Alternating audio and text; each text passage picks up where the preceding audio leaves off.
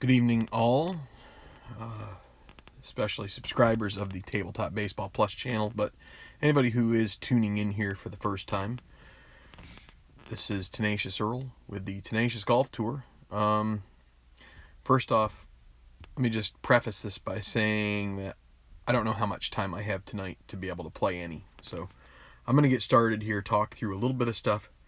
Hopefully we get some rolls in to start, but I want to try to get this done before Christmas. Trying to hear what's going on upstairs, because if things go south here, this may be a very short video. So I was away this past weekend. Took my youngest to Orchard Park for Bills game. Had a good time. It was cold. It was good. They won. So I've already started a little bit of this tournament, so I will turn this thing around and show you the leaderboard in just a moment. But so this is the Copperhead tournament, 2018. We're simulating as if it's in the new year, even though we're still in the closing stages of 2017. And this is the 6th tournament of the Tenacious Golf Tour season. I wish I had off the top of my head who were your money leaders. I probably should, but at this point I'm kind of a bit out of it at the moment, just because, like I said, I've been away all weekend, and I think it's Magellanes. But in any event, before my next video I'll check. But I'm going to get this turned around, show you the leaderboard, and see if we can get a couple holes in before bedtime arrives. So be right back.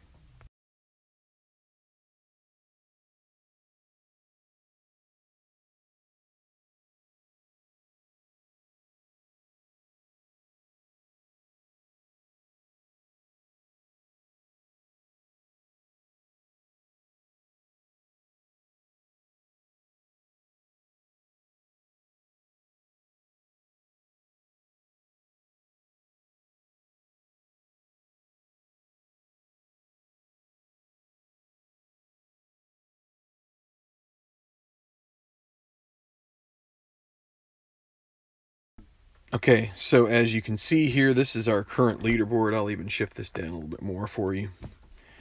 I have the lead group is still pretty much the same, but I played the first group 3 holes, so we have yet to start with the final group, but we've had the other 3 groups play as much as 3 holes, but the third group played 1 hole so far. So Delmo Mazzanti started out with 2 birdies and is at 2 under par, moved up to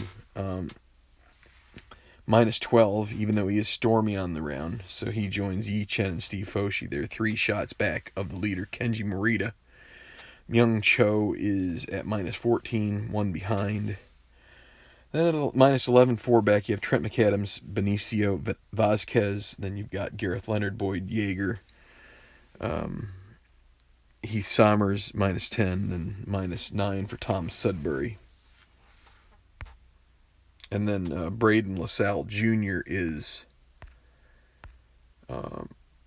he's basically off the radar there, because he took a double on the third and went off of the chart. So we will use out of contention for him.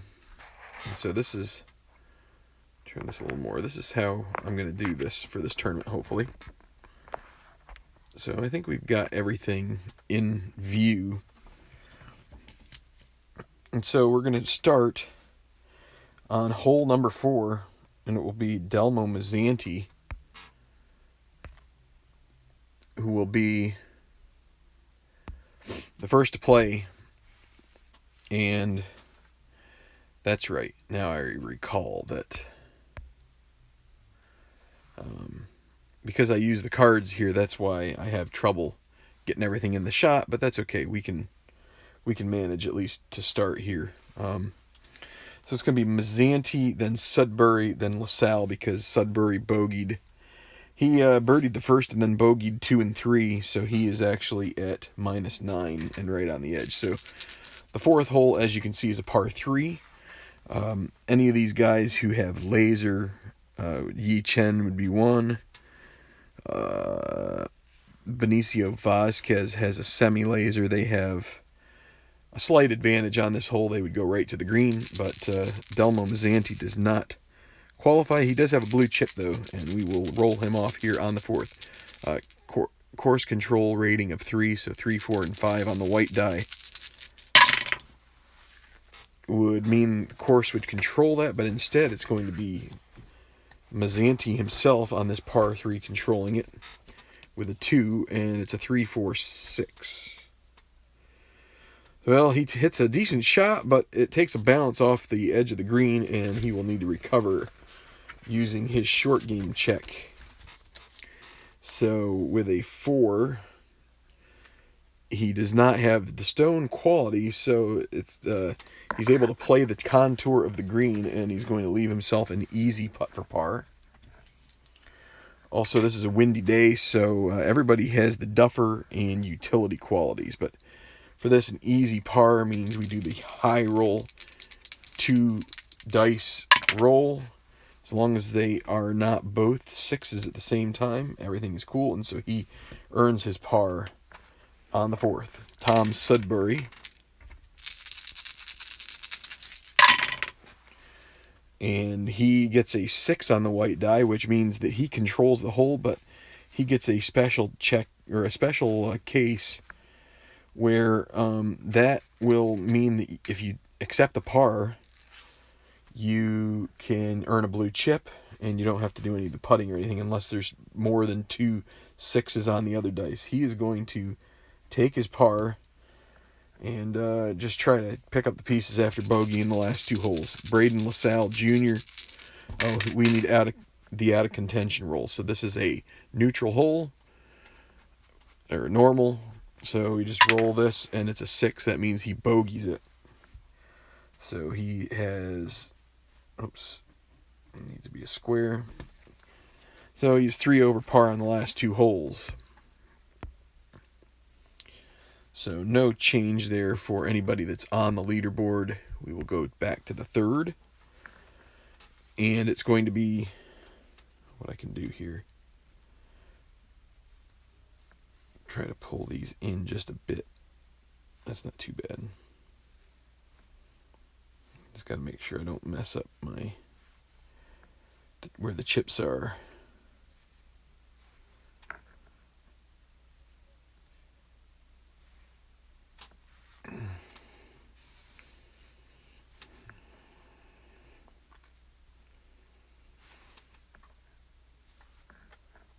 Well, we're going to do the best we can. Okay, so for this group, this is the group of Heath Somers, Boyd Yeager, and Benicio Vasquez. Vasquez birdied the first, parred the second. He's the only one that's been under par so far. This is a semi-daunting par 4 with a semi-challenging green. As you can see, the dogleg tightens. You have some water in play on this hole. As you can see, 46 and 55 could both earn you a taste of the Florida water here at Rattlesnake Golf Club in Palm Harbor. And so Benicio Vasquez, this will be course controlled 14. So he's actually going to catch a break here because it's semi-daunting, and if you get a golf cam course roll, which as you can see, that's what the square is at 14, you take the silver and black and put them in ascending order.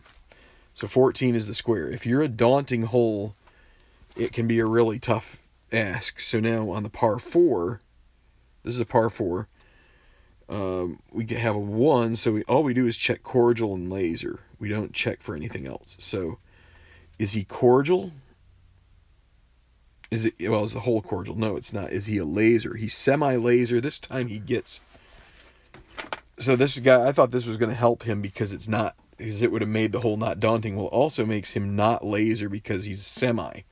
So that means he doesn't have a chance at a birdie. Instead, he's got a clutch putt for par. And he is 1-3. He already has a red chip. And he's got to try to make it. If he makes it, it will cancel it out. And he will remain at -11. And he does. So there goes his red chip. And he gets his par on the par 4. Now, Heath Sommers, by virtue of being the first to play on the first hole, will go next. And so except for 6, it'll be course control. 46, and Heath Sommers, he loses it, and it is in the drink. 46, and the third claims another. That was Tom Sudbury's problem on the third. Earlier, he took a bogey. Let's see if Sommers can recover from this water hazard. So, the 46, tremendous drive on the next shot, clings to the green, leaving a double difficult putt for par. Well, he is going to lag and take an easy bogey putt. And he'll make the easy bogey, but that's a bad drive, leads to real problems there for Sommers, and he drops to -9. And now Boyd Yeager. I see I have a few people in here. I don't know how long this will last, and I can see my bandwidth has started to kind of crap out. So, yeah, that's always fun. I don't know what causes my bandwidth to fluctuate so much.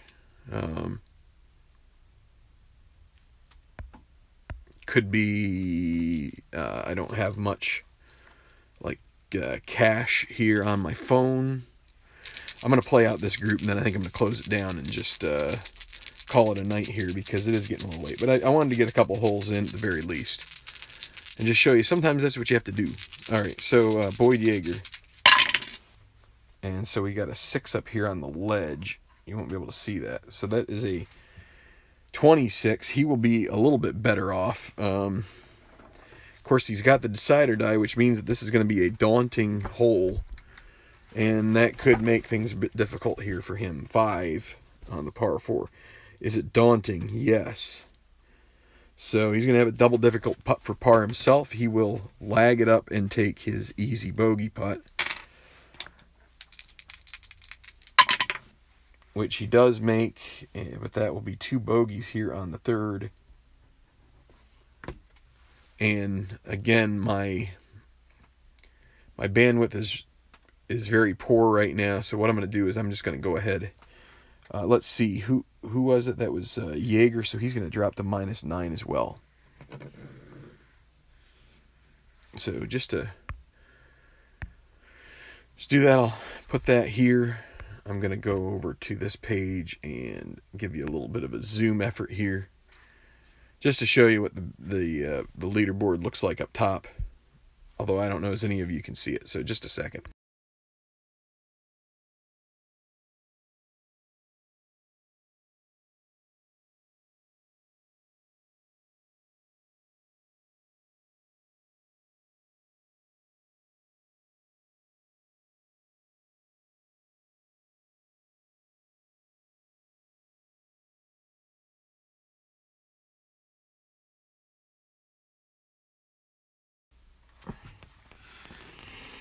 Alright, well, things aren't exactly working the way that I wanted to, so I'm not sure if that's something I'm on a bad, like the node here for my ISP. I don't know if things are on the flight from the program I use to the app that I use to run this. I may need to just end it, delete it, and then re-download. Quality goes to really bad levels, and it says my rate's like 130, because one thing, it probably makes me look a lot better when I don't know, maybe not, but it might help.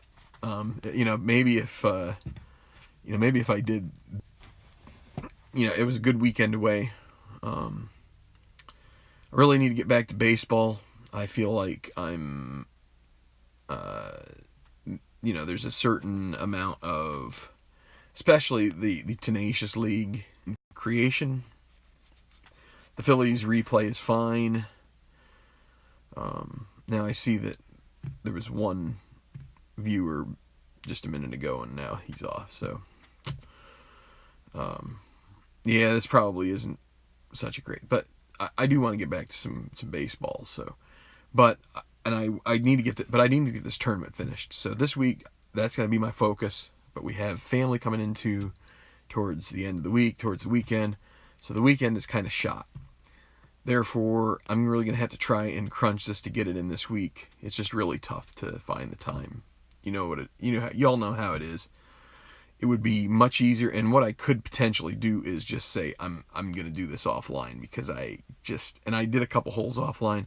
I may have to do more, because that way it takes less time. I love being able to play these out on the internet here and on YouTube and show you guys the gameplay and give you guys the ups and downs, but the ups and downs really happen, on, the ups and downs happen in the final few holes. So, I haven't really seen, the bandwidth's, it's still pretty bad. So I apologize for this being a short video. I just want to make sure that when I do this, I have the best bandwidth possible. And right now, it's probably just because everybody's at home using it right before bed, streaming something on their, Amazon Fire TV or Apple TV or whatever, and it's just eating up bandwidth. So, good night, everybody. Thanks for tuning in. Kudos to Espo for his charity drive. He raised some money over the weekend. I didn't get a chance to get involved in that, but I got to talk with Earl about whether there's something. I mean, we did give away, albeit at the request of the guy who won the Patreon drawing. I believe that was in October. I mean, it was his request that we do it. We did give some money out there, but we probably should think about doing that again at some point. It's just, what we probably should do rather than try and push it so, extremely quickly after Espo has done something like that. We'll just see when it makes sense down the road. But, kudos to him for taking the time out, battling through. Obviously, he was a little under the weather. He, gutted it out, for as long as he could. And, I just think that's great. But, we do have a core community here. And, I wouldn't want to ask to do that on top of what someone else has already done. But this is the holiday season, time for giving, and so whether you're putting a few bucks in the kettle outside of your store for the Salvation Army, or whether you're doing some kind of service opportunity downtown, at the homeless shelter, soup kitchen, donating to the Toys for Tots or whatever. It's worth it. Some people do that through their church or religious organization. My church does something that's called Operation Christmas Child, and so we've been involved in that for a couple of years now. We aren't in the business of leading that effort, but we do try to contribute every year to that, to try and, again, send, what it does is it sends things overseas to children, not only sort of a box that's a lot of times necessities and toys and things like that for them, but also there is, I believe, there is a translation of the Bible that is given to them. So whether or not you believe in whatever whether you're religious or not, there are lots of opportunities out there to be able to give to those who are less fortunate. In the case of what we do, it also, but I mean, I don't really, I mean, I'm not doing this to just sort of like, toot my own horn. I'm just saying that do that. I mean, be generous. If you can. Not everybody's in a position to be generous, but if you have those means, by all means, that is something that we all should look to do. So, like I said, again, this isn't to like be a bragging or anything like that.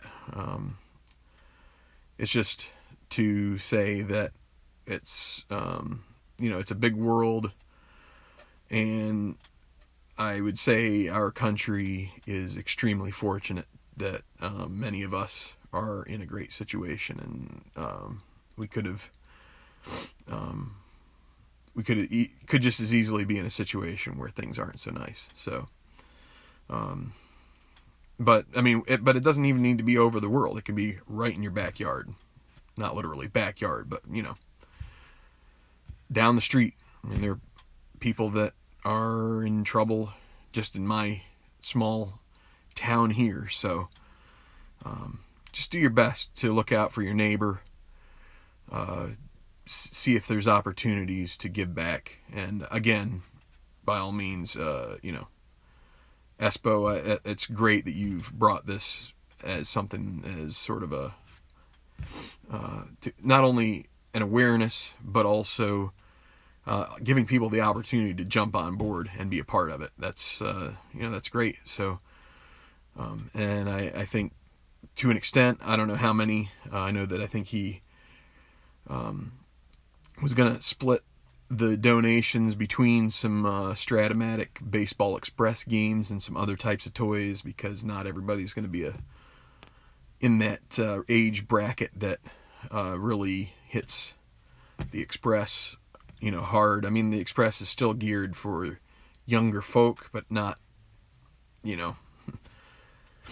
kindergartners or first graders. I think that's probably, you might have a tough time. They may have a tough time getting into that, but 8 through 12, yeah. So I got to get going. Again, sorry that the bandwidth wasn't so good. I'm going to work on it. Appreciate y'all tuning in and being a part of the channel here. We will catch you later, and have a great one. Thanks for watching, and God bless.